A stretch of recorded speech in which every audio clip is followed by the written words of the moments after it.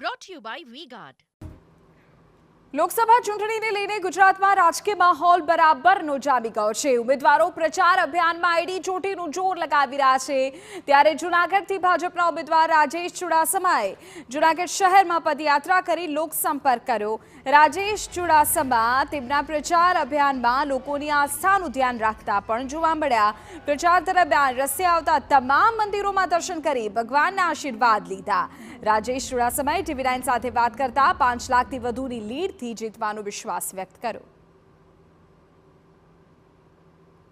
ચુડાસમાનો લોક સંપર્ક ચાલી રહ્યો છે ત્યારે રાજેશભાઈ સાથે વાત કરશું કે રાજેશભાઈ ખાસ કરીને જે લોક સંપર્ક કરી રહ્યા છે કેવો લોકોનો પ્રતિસાદ મળી રહ્યો છે।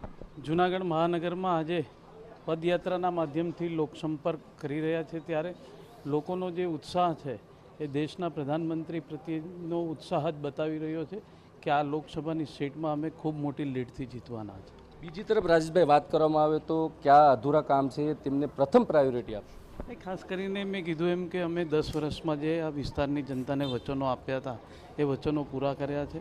ખાસ બ્રોડગેજનો જે પ્રશ્ન છે અહીંયાનો ફાટક મુક્ત જૂનાગઢ બનાવવા માટે એ અમારી પ્રાયોરિટી રહેશે। રાજેશભાઈ જીત માટે કેટલા મતની આશા છે અપેક્ષા છે?